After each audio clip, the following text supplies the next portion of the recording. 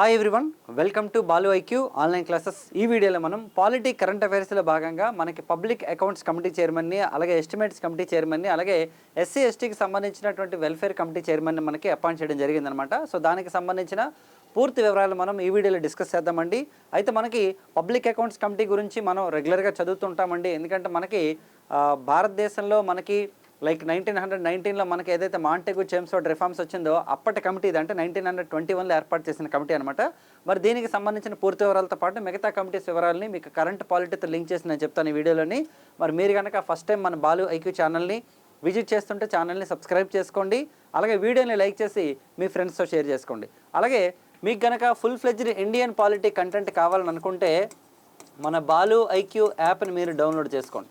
ఆ యాప్ అనేది మీకు గూగుల్ ప్లే స్టోర్లో అందుబాటులో ఉంటుంది, లేదంటే డిస్క్రిప్షన్ లింక్ ద్వారా మీకు నేను ప్రొవైడ్ చేస్తాను. మీకు హిస్టరీ కానీ, పాలిటీ కానీ, ఎకానమీ కానీ ఈ 3 సబ్జెక్టులు కూడా మన యాప్లో నేనే కంప్లీట్ చేస్తానండి.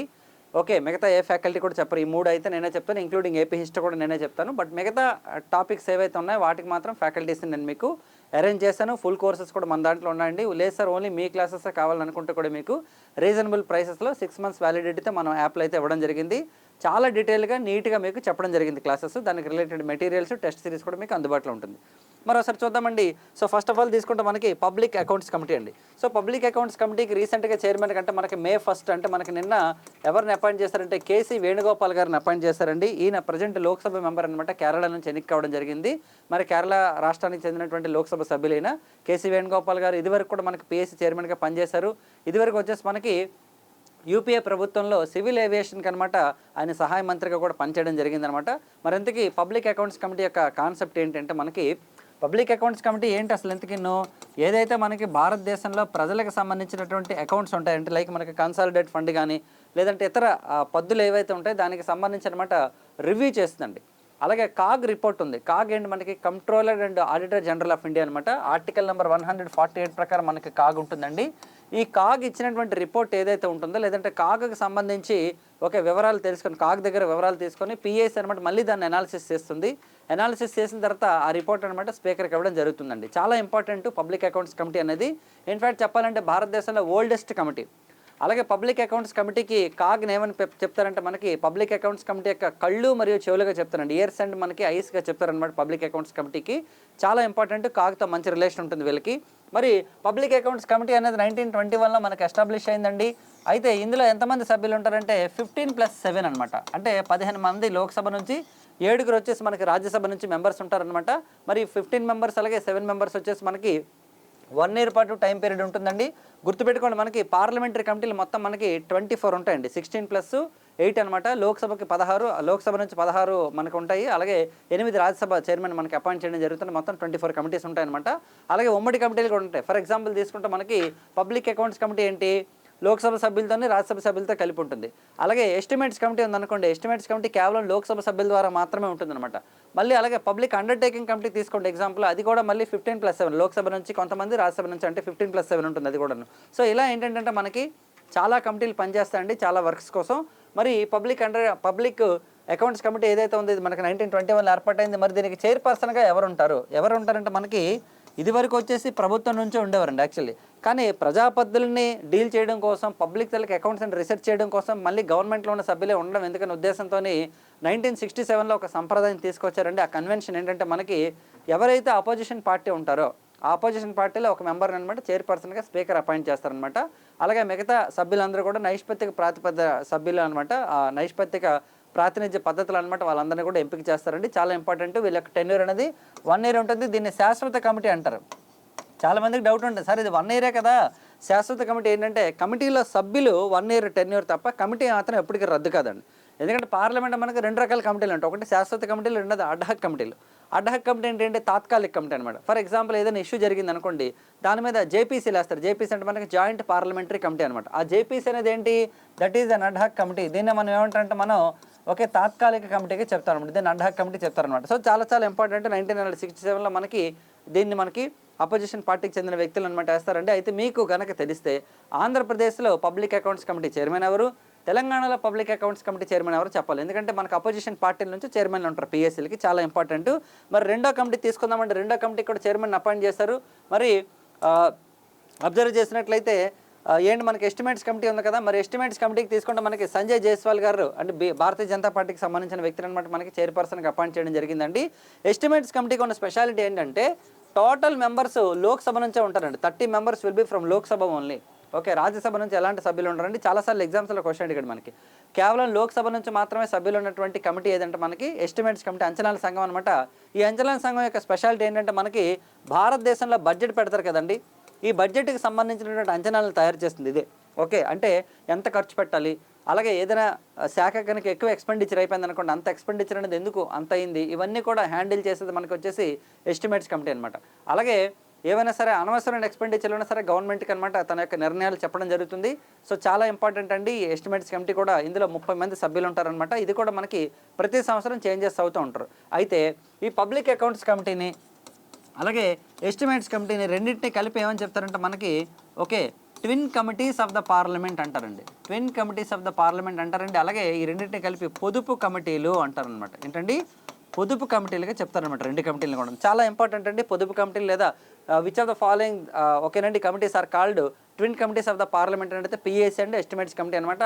సో ఎస్టిమేట్స్ కమిటీ అయితే దీని గురించి. మరి మూడోది ఏంటి మనకి పబ్లిక్ అండర్టేకింగ్ కమిటీ అనమాట. సో పబ్లిక్ అండర్టేకింగ్ కమిటీ ఏంటంటే మనకి భారతదేశంలో పిఎస్సీలు ఉన్నాయి. పిఎస్సీ అంటే ఏంటమ్మా మనకి పబ్లిక్ సెక్టర్ యూనియన్స్ అనమాట.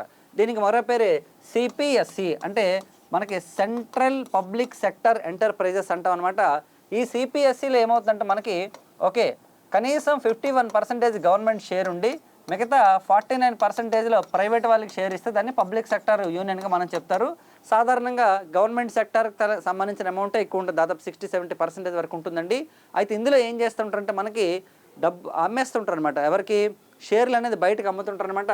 అలాంటి టైంలో దాన్ని ఏమంటారు మనకి డిఐ ప్రాసెస్ అంటారు, అంటే డిజిన్వెస్ట్మెంట్ అంటారనమాట. ఈ డిజిన్వెస్ట్మెంట్ అంటే తెలుగులో మనకి పెట్టుబడుల ఉపసంహరణ.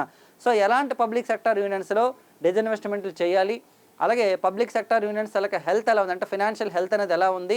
భారతదేశంలో మనకి మహారత్న, నవరత్న, మినీరత్న పేరుతో మనకి చాలా పబ్లిక్ సెక్టర్ యూనియన్స్ ఉంటాయన్నమాట. వాటికి సంబంధించిందండి. అయితే మరి ఈ కమిటీ అనేది ఎప్పుడు వేశారంటే 1950లో లంకా సుందరం అనేటటువంటి పర్సన్ అడిగినటువంటి క్వశ్చన్ని బేస్ చేసుకొని తర్వాత కాలం అంటే చాలా కాలం తర్వాత మనకి దాదాపు 1968లో మనకి ఇక ఈ 1964లో మనకి ఈ కమిటీని అయితే మనకి ఎస్టాబ్లిష్ చేయడం జరిగిందనమాట. 1964లో ఎస్టాబ్లిష్ చేశారు. అదే ఎస్సీ ఎస్టీ వెల్ఫేర్ కమిటీ అయితే మనకి 1968లో మనకి ఎస్టాబ్లిష్ చేయడం జరిగిందనమాట. సో చాలా ఇంపార్టెంట్ అండి. సో మరి ఇప్పుడు తీసుకున్నట్లయితే ఈ కమిటీ కూడా ఇంపార్టెంట్. మనకి బైజయంత్ పాండే గారు అనమాట.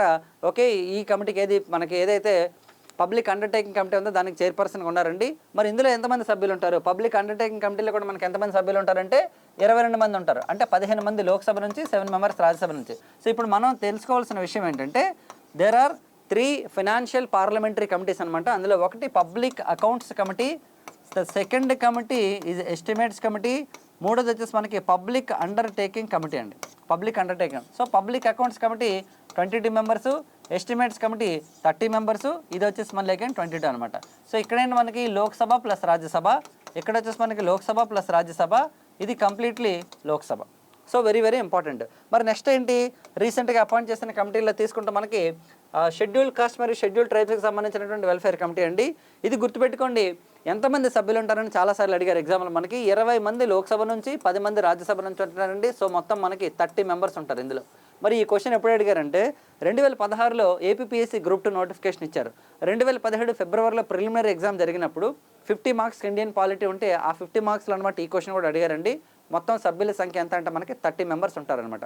మనం ఎప్పుడు కూడా ఏంటంటే ప్రీవియస్ క్వశ్చన్స్ కూడా చెక్ చేస్తూ ఉండాలండి. అప్పుడే మనకి క్లారిటీ వస్తుంది ఎలాంటి క్వశ్చన్స్ చదవాలి, ఏ ఏరియాల నుంచి క్వశ్చన్స్ ఇస్తారని. సో మనం ఆ వెర్షన్లోనే కవర్ చేయడం జరిగింది ఇండియన్ పాలిటీ టోటల్గా. Not only Indian polity, AP history కానీ ఏ చెప్పినా సరే మొత్తం మీకు ప్రీవియస్ క్వశ్చన్స్లో ఎలాంటి క్వశ్చన్స్ ఇస్తారో ఆ ఏరియాలను బలంగా మనం టచ్ చేసి మీకైతే చెప్పడం జరిగింది కంటెంట్. కొత్త కంటెంట్ కూడా మీకు ఎప్పటికప్పుడు అప్డేట్ చేస్తూ ఉంటాను నేను. మరి ఇక్కడ చూడమ్మా, సో మరి ఈ కమిటీ తీసుకుంటే మే 2026 నుంచి మే 1, 2026 నుంచి ఏప్రిల్ 30, 2027 ముగిసే కాలానికి అనమాట చైర్పర్సన్గా ఉంటారండి. మరి ఏం చేస్తుంది ఈ కమిటీ యొక్క ప్రధాన ఉద్దేశం ఏంటి అంటే మనకి భారతదేశంలో షెడ్యూల్ కాస్ట్ మరియు షెడ్యూల్ ట్రైబ్స్కి సంబంధించినటువంటి ఏవైతే సంక్షేమ కార్యక్రమాలు కానీ రిజర్వేషన్స్ విషయాలుగా ఏవైతే ఉన్నాయో వాటిని స్టడీ చేస్తారనమాట. మరి భారతదేశంలో తీసుకుంటే షెడ్యూల్ కాస్ట్ మరియు షెడ్యూల్ ట్రైబ్స్కి సంబంధించి article number 17 of the constitution ఉందండి ఒకటి. ఇదేంటో మనకి ప్రొహిబిషన్ ఆఫ్ అన్టచబిలిటీ గురించి చెప్తుందన్నమాట. అంటే అంటరానితనం నిషేధం గురించి చెప్తుందండి. అయితే 1955లో మనకి ఫస్ట్ టైం జవహర్లాల్ నెహ్రూ గారి ప్రభుత్వం టైంలో మనకి ప్రొహిబిషన్ ఆఫ్ అన్టచబిలిటీ యాక్ట్ని తీసుకొచ్చారు. తర్వాత 1976లో ఏం చేస్తారంటే దీనికి సివిల్ రైట్స్ ప్రొటెక్షన్ యాక్ట్గా మార్చారు ఇందిరాగాంధీ గారి ప్రభుత్వంలో, అంటే పౌర హక్కుల పరిరక్షణ చట్టంగా మార్చారు.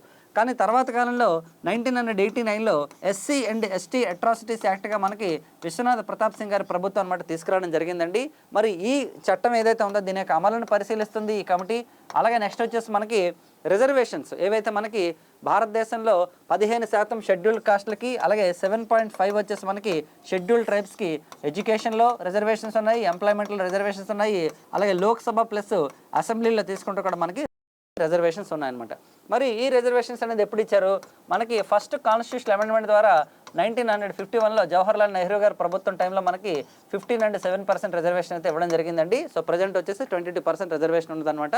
సో ఈ విషయాలన్నింటినీ కూడా పరిగణలోకి తీసుకొని ఓకే ఎస్సీ ఎస్టీ సంక్షేమ కమిటీ అనేది పనిచేస్తుంది. దీని యొక్క వ్యాలిడిటీ వచ్చేసి అంటే మెంబర్స్ యొక్క వ్యాలిడిటీ అనేది 1 year ఉంటుందన్నమాట. ప్రతి 1 yearకి ఒకసారి మనకి చేంజెస్ అవుతుంటారు మెంబర్స్ అండ్ చైర్మన్.